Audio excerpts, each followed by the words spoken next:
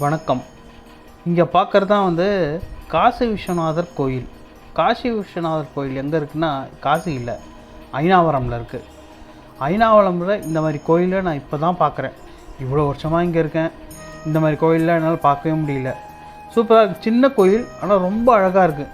விட்டு விட்டாக காட்டுறேன் பாருங்களேன். அப்படியே நேராக இந்த கஜஸ்தம்பத்தை தாண்டி உள்ளே இருக்கிறது தான் காசி விஸ்வநாதர். இங்கே இருக்கிறது விசாலாட்சி தாயார். இவாளுக்கும் கஜஸ்தம்பம் இருக்குது. அதாவது இங்கே 2 ஸ்தூபம் இருக்குது, சுவாமிக்கும் இருக்குது, தாயாருக்கும் இருக்குது. இந்த கோவில் கட்டின வரலாறை கொஞ்சம் தேடி கண்டுபிடிச்சி படிப்போமேன்னு தேடினேன். சுவாரஸ்யமாக தான் இருக்குது, கேளுங்களேன் சொல்கிறேன்.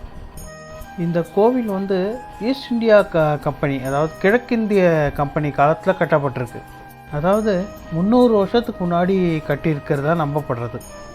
குஜராத்தி கம்யூனிட்டியை, அதாவது டக்கர் கேஸ்ட் அப்படிங்கிற சேர்ந்தவா தான் இதை கட்டியிருக்கா. 2 குஜராத்தி சிஸ்டர்ஸ், அதாவது ராம்கோர் பாய் அப்புறம் ரத்னா பாய், இவா 2 பேரும் வாரணாசிக்கு, அதாவது காசிக்கு ஒரு புனித யாத்திரையாக போயிட்டு திரும்பி வரும்போது 2 சிவலிங்கத்தை கையில் எடுத்துகிட்டு வந்திருக்கா. இவா ரொம்ப பணக்காரானாம். அதாவது ஈஸ்ட் இந்தியா கம்பெனியோட துணி வியாபாரத்துக்கே இவா தான் பைசா கடன் கொடுத்துருக்கிறதா சொல்கிறான். கொண்டு வந்த 2 சிவலிங்கத்தில் ஒரு சிவலிங்கத்தை அவள் மின்ட் ஸ்ட்ரீட்லேயே பிரதிஷ்டை பண்ணியிருக்கா. 2வது சிவலிங்கத்தை தான் இது அவளோட இடம், அவளோட கோயிலுக்கு கொடுத்துருக்கா. இங்கே தான் பிரதிஷ்டை பண்ணியிருக்கா அய்னாவரத்தில். இது ஒரு சின்ன கோயில்னு சொன்னேன் இல்லையா.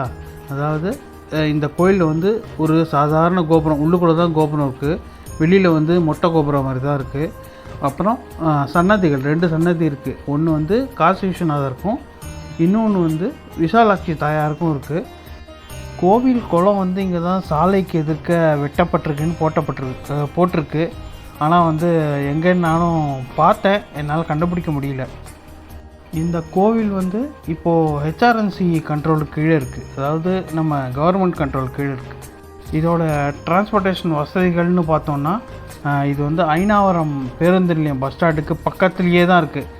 அதுக்கப்புறம் ரயில் நிலையம்னு பார்த்தோன்னா அந்த அண்ணாநகர் மெட்ரோ இருக்குது இல்லையா, அண்ணாநகர் மெட்ரோ பக்கத்தில் தான் இருக்குது. இந்த 2 குஜராத்தி சிஸ்டர் சொன்னேன் இல்லையா, அவளோட ஃப்யூச்சர் பிளான் என்னன்னு போட்டிருக்கான்னா, இந்த சென்னை ஜார்ஜ் டவுனில் சென்னகேசவ பெருமாள் கோயில் இருக்குது. அப்புறம் இன்னொன்று சென்னை மல்லீஸ்வரர் கோயில் இருக்குது இல்லையா, அதே மாதிரியில் விஷ்ணுவுக்கும் ஒரு துணை சன்னதியை கட்ட போகிறதா இவ திட்டமிட்டிருக்கிறதா நம்பப்படுறது. இதனாலேயே பார்க்குற பக்தர்களுக்கு எல்லாமே இது ஒரு மரியாதை நிமித்தம் உள்ளது. அதுக்கப்புறமா ஆன்மீக ஸ்தலமாகவும் நமக்கு தெரியுது. கோவிலை நல்லாவே பராமரிச்சிருக்காருன்னு சொல்லணும். ஏன்னா கீழே நீட்டாக இருக்கிறதோடு மட்டும் இல்லாமல் இங்கே நிறைய மரங்கள்லாம் இருக்குல்ல, அதில் அந்த இலை, அதான் சொன்னேன், நீட்டுக்கு தான் சொன்னேன், அந்த இலைகள் எது விழுந்தாலும் சரி அதெல்லாம் க்ளீன் பண்ணி பார்க்குறதுக்கே ரொம்ப க்ளீனாகவே இருக்குது. சின்னதாக இருந்தாலும் நல்லா க்ளீனாக தெரியுது.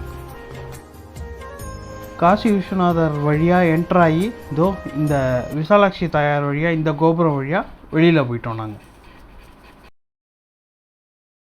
நல்லா மனசுக்கு நிம்மதியாக இருந்தது. இந்த வீடியோ உங்களுக்கு பிடிச்சிருந்ததுன்னா சேனல் சப்ஸ்கிரைப் பண்ணுங்க. தேங்க்யூ.